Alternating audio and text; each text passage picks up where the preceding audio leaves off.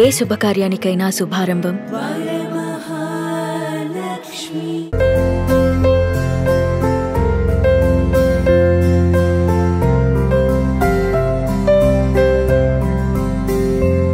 Hi hello welcome to Suman TV. నేను మీ Roshan. Present మనం ఒక లెజెండరీ యాక్ట్రెస్ ఇంటి దగ్గరికి వచ్చాం అనమాట. ఎందుకంటే లెజెండరీ యాక్టర్ ఎందుకు చెప్తున్నా అంటే 40 years అయింది ఆమె ఇండస్ట్రీకి వచ్చి. దాదాపు 100 సంవత్సరాల సినిమా చరిత్రలో ఆమెది దాదాపు సొగ జీవితం కూడా సినిమా ఇండస్ట్రీకి అంకితమైందని చెప్పుకోవచ్చు. ఎంతోమంది లెజెండరీ యాక్ట్రెస్ ఇల్లు చూపించాం మనం, లైక్ చెన్నై, హైదరాబాద్. ఎవరా అనుకుంటున్నారు కదా? Yes, the evergreen beauty of Indian cinema Jayalalithaa గారు.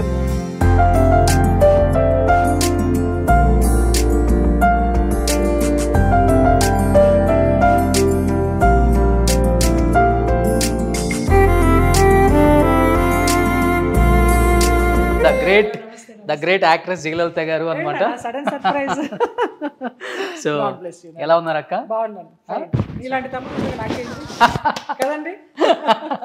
సో మీరు ఎంత అందంగా ఉన్నారో ఇల్లు కూడా అంత అందంగా ఉంది. అందరూ చాలా మంది లోపలికి రాగానే గుడిలోకి వచ్చినట్టుంది, చాలా ప్రశాంతంగా ఉందండి. అవునా?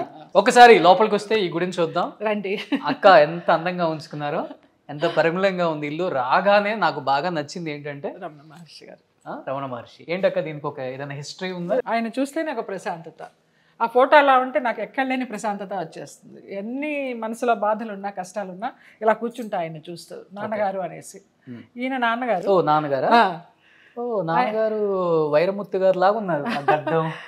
మన డైరెక్టర్ వంశీ గారు ఏమనేవారో తెలుసా? ఆయనకేమో చూపులకు రవీంద్రనాథ్ ఠాగూర్, ఆలోచనలకు ఉమర్ ఖయాం అనేవారు. ఓ నాన్నకి బాగా ఫ్రెండ్. ఆయన అసలు ఎంత సతాయించేవారు వంశీ గారు. చాలా ఇష్టం నాన్న అంటే ఆయనకి. నా కోసం వేషానికి వెళితే నాన్నకి ఇచ్చారు వేషం ఆలాపనలో. ఓకే, గడ్డం చూసా? గడ్డం చూసే నాకు చాలా నచ్చాడని భానుప్రియకి డాన్స్ మాస్టర్ వేషం ఇచ్చారు, చేశారు. తర్వాత శభాష్ పాపన్నలో సావిత్రి జగ్గే గారితో చేశారు. ఓకే. అండ్ మన ఇండస్ట్రీలో చాలా తక్కువ మంది ఉన్నారు రమణ మహర్షిని బాగా ఇష్టపడే వాళ్ళు. చాలా మంది వెంకటేష్ గారు, మీరు, రాజా రవీంద్ర, శివాజీ రాజా గారు, రోషన్, రజనీ. ఎస్, మన తెలుగులో ఎస్పెషల్లీ. అంటే మీకు ఏ ఇయర్ లో అనిపించింది ఆయన్ని నమ్మితే బాగుంటుంది, అక్కడికి వెళ్ళి మెడిటేషన్ చేద్దాం? నాకు రాజా రవీంద్ర ద్వారానే. బాబా ఎలాగా మన రమాప్రభ గారి ద్వారా పరిచయం అయినారో, రమణ మహర్షి గారు రాజా రవీంద్ర ద్వారా పరిచయం అయినారు. రాజా రవీంద్రకు ఒక గురువు ఉన్నారు. ఆయన వచ్చినప్పుడు నన్ను పిలిచేవారు అనమాట. ఆయన ప్రవచనాలు చెప్తూ ఉండేవారు. ఇంకా అలాగలాగా ఆయన బుక్స్ చదవడం, అసలు మనసంతా తేలికైనట్టు ఉంటుంది. జీవితం ఏమీ లేదు, ఆయన చూసిన జీవితాన్ని మనం ఎవరూ చూడలేదు.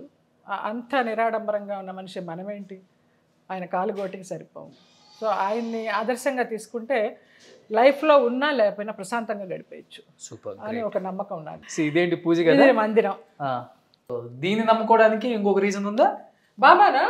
అదే చెప్తున్నాను కదా, నా మ్యారేజ్ ఇన్సిడెంట్, నన్ను చంపేస్తారు అనే రోజున ఒక కళ, ఆ కళలో నన్ను అంబాసిడర్ కారులో మా ఆయన తీసుకెళ్ళిపోతున్నారు చంపడానికి. బాబా చేయి పెట్టి ఆపారు. అప్పుడు ఒక్కసారి కనిపించారు బాబా అంటే ఏంటో తెలియనప్పుడు. రెండోసారి వచ్చేసి అరే పెళ్లి చేసుకుంటే బాగుంటాను అనుకున్నాను, ఇలా ఏంటి బాబా అని పడుకుని ఏడుస్తున్నప్పుడు ఫస్ట్ సారి ఆరెంజ్ కలర్ కాషాయ వస్త్రాల్లో కనిపించారు. రెండోసారి ధవళ వస్త్రాల్లో. నేను ఇట్లా పడుకుని ఉంటే ఇలా మీద చేయేశాను నాన్న. నాకు ఒక ఒళ్ళంతా కరెంటు షాక్ కొట్టినట్టు ఒక ఫీల్. గబాలను లేచి కూర్చున్నాను. ఒక ఆరాలాగా వచ్చేసింది. అంతే, నీకు నేనున్నానన్నారు. ఇంక అప్పటి నుంచి నేను భయపడటం మానేశాను. తర్వాత నాకు ఎప్పుడు కనిపించలా. నమ్మిన తర్వాత, మనస్ఫూర్తిగా నమ్మిన తర్వాత కనిపించలా. డైలీ 4 హారతులు చేస్తా. చెన్నైలో ఉన్నప్పుడు షిరిడీలో ఎలా జరుగుతుందో అలా చేసేదాన్ని. తర్వాత మానేశాను. పూజ బాగా ఇష్టం. సూపర్. ఇది బ్రహ్మానందం గారు ఇచ్చారు. ఆయన ఆర్ట్ వేస్తారు కదా, నా పుట్టినరోజుకి పంపించారు 2021లో. చాలా సింపుల్ గా ఉంది అంతే నాన్న, అండ్ చాలా నీట్ గా ఉంది. నాకు హోమ్ డెకరేషన్ అవేం తెలియదు. అది ఏ ఏజ్ లెక్క? ఆలీతో సినిమా చేశానన్న, నా అల్లుడు అనే సినిమా. అందులో ఒక డాన్సర్ గెటప్ వేసుకొని తిరుగుతూ ఉంటాను. ఎంఎస్ నారాయణ గారు నాకు లవ్. ఓకే, అసలు డాన్స్ డ్రెస్ వదలను. ఇక్కడ కొన్ని అవార్డ్స్ అన్ని తీసి పెట్టలేదు నాన్న, అసలు లేవు అవార్డ్స్ లేవు. వచ్చినవే చాలా కొంచెము. ఇంకా ఇళ్ల మార్పిడిలో దానిలో అంత ఇంట్రెస్ట్ లేదు. అవార్డులు అన్నీ పెట్టుకోవాలి, చూపించాలి అని. ఇష్టం లేకుండా పరిశ్రమకు వచ్చాను. ఇష్టం లేని వేషాలే చేశాను.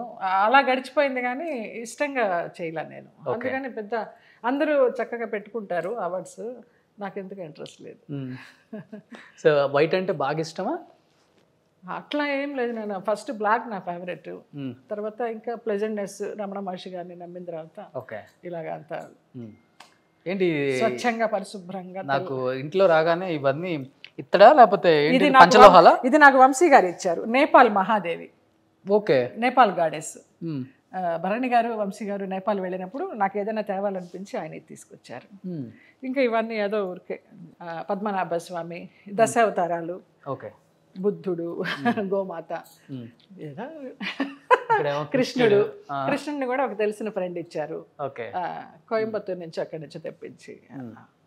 ఇంట్లో మీకు బాగా నచ్చే ఫేవరెట్ ప్లేస్ ఏంటి? నాది ఇదే ప్లేస్, ఇక్కడ కూర్చుంటా, ఈ సోఫా అరిగిపోతుంది. సో వంట చేస్తుంటారా? అయ్యో, వంటగది ఎక్కడ ఉంది ఇంట్లో? వండించడం రాదు నాకు. వంటగది ఇక్కడ ఉందా? క్లోజ్ చేశారు. అంటే ఎప్పుడైనా మంచినీళ్ళు అవి తీసుకోవడానికి వెళ్తాను కదా, అంతే, అలా తెలుసు. సూపర్. ఎనీహౌ ఇల్లు అయితే చాలా నీట్గా ఉంచుకోవడం ఇష్టం ఫస్ట్ నుంచి కూడా. ఇండస్ట్రీకి వచ్చిన తర్వాత నిలబెట్టుకుందంటే ఇది ఒకటేనక్క? ఇంకా అంతే. అంతేనా? మిగతా 30 years ఇండస్ట్రీ లాగా 40 years ఇండస్ట్రీ, ఇది ఒకటే ఫ్లాట్ మిగిలింది. నిజంగా ఎన్ని పోయినా కానీ కల్మషం లేని నవ్వు, థ్యాంక్ యూ, స్వచ్ఛమైన మనసు, అజాత శత్రువు మీరు. ఇండస్ట్రీలో ఏ బ్లాక్ మార్క్ లేదు, ఎవరి మీద కాంట్రవర్సీ లేదు, వాళ్ళ మీద వీళ్ళ మీద విద్యార్థం, మనకి ఏదో వచ్చింది మనకి అంతే. ఆ పిఆర్ మెయింటైన్ చేయడం కానీ, కాంట్రాక్ట్లో ఉండడం కానీ, ఎవరైనా జయలలిత ఉంది మన అమ్మాయి అని అభిమానించి పిలిచారా వెళ్ళి చేస్తాను, కానీ లేకపోతే క్యారెక్టర్లు అడగడం కూడా తెలియదు నాకు ఇప్పుడు కూడా అస్సలు. గోపాలకృష్ణ గారు చాలా పొగరు నీకు క్యారెక్టర్ అడగమంటారు, ఎందుకు గురువు గారు అంటాను ఆయన్ని. ప్రతి చిన్న విషయానికి ఆయన అడ్వైస్ తీసుకుంటాను. ఆయన కూడా అలాగే ఏమైనా అనిపిస్తే నా వాయిస్లో కొంచెం చిన్న తేడా కనిపించిన కూడా ఏంటి అలాగ ఉన్నావు, ఏమైనా జరిగిందా అని అడుగుతారు. భలే గుర్తుపట్టేస్తారు వాయిస్ని, సంతోషంగా ఉన్నా దుఃఖంగా ఉన్నా. అంత మంచి మనిషి. వీడియో కాల్ చేసి మరీ మాట్లాడతారు, నేను అబద్ధం చెప్తున్నానా నిజం చెప్తున్నాను అని చూడడానికి గురువు గారు నాకు. అయితే మీకు తెలుసు కదా గురువు గారు, మీరు స్టోరీ రాసేటప్పుడు అనుకుంటారు కదా ఈ క్యారెక్టర్కి వీళ్ళు, ఈ క్యారెక్టర్కి వీళ్ళని మీరే ఇస్తారు కదా, నేను ఎందుకు అడగడం అంటే నీకు పొగరే అంటారు.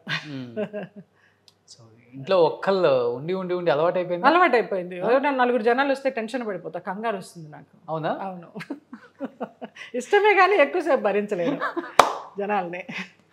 పబ్లిక్లోకి వెళ్ళడం కూడా భయం నాకు. పెళ్ళిళ్ళకు, శుభాలకి అశుభాలకి దేనికి వెళ్ళను. అశుభం చూశారంటే ఇంకా నిద్రపోను కొన్ని రాత్రులు, అలాగే ఉండిపోతుంది ఆ భయం. ఓకే, హాస్పిటల్ దాకా వెళ్ళి చూస్తాను కానివ్వండి, ఇక చచ్చిపోయిన తర్వాత చూడాలంటే నా వల్ల కాదు. నాకు అట్లా బతుకున్నప్పుడు మనిషి గుర్తుండాలి అంతే. ఏవిఎస్ గారు కూడా లాస్ట్ మినిట్ ఆయన ఫిల్టర్ కాఫీ అంటే ఇష్టం, మన ఇంటికి వచ్చి ఫిల్టర్ కాఫీ తాగేవారు. ఆ కాఫీ ఆయన ఒక స్పూన్ ఆయన గొంతులో పోసి వచ్చేసాను. నేను వచ్చాక పోయారని తెలిసింది. అమ్మ ఉన్నారు? అమ్మ నాన్న ఇద్దరు లేరు. అమ్మ 99లో పోయారు, దసరాల్లో కరెక్ట్గా నవమి రోజు. పొద్దున గారెలకి ఇంత పిండిపోయింది, ఆవళ్ళకి ఇంత పిండిపోయింది అని చెప్పి నిద్రలో పోయారు. తెల్లవారి మామయ్య పిలుస్తుంటే అక్కయ్య అక్కయ్య అని లేవల మాసివ్ అటాక్. ఓకే, పోయారు. నాన్న 2005లో దత్త జయంతి నాడిపోయారు.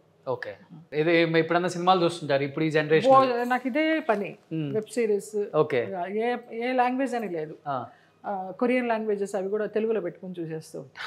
ఓకే, సో మీకు టైం పాస్ అంటే టీవీ అంతే ఇంట్లో? టీవీ, ఫోన్లో గేమ్స్ పిచ్చి.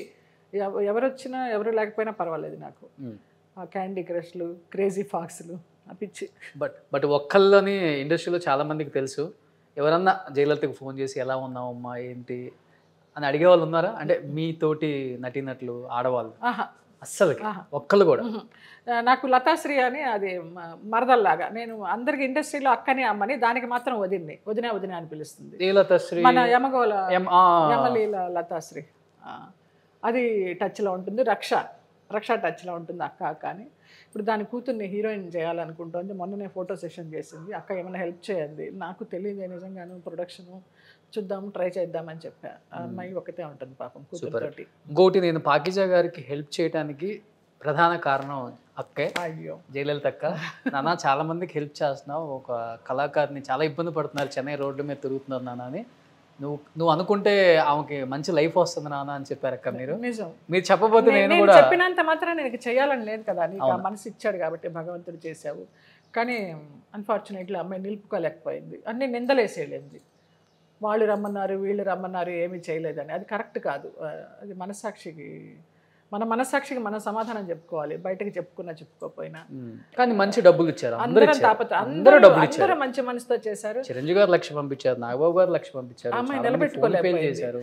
నాకు బాధ అనిపించి ఇంకా అమ్మాయితో మాట్లాడడం ఇష్టం లేక ఎట్లా కట్ చేయాలని బ్లాక్ చేసేసా తన నెంబరు. మధ్యలో ఒకసారి రాగి నేను అడిగిందంట, లలిత ఫోన్ లిఫ్ట్ చేయడం లేదు, చేయమనం అనేసి. నాకు మనసు చచ్చిపోయింది.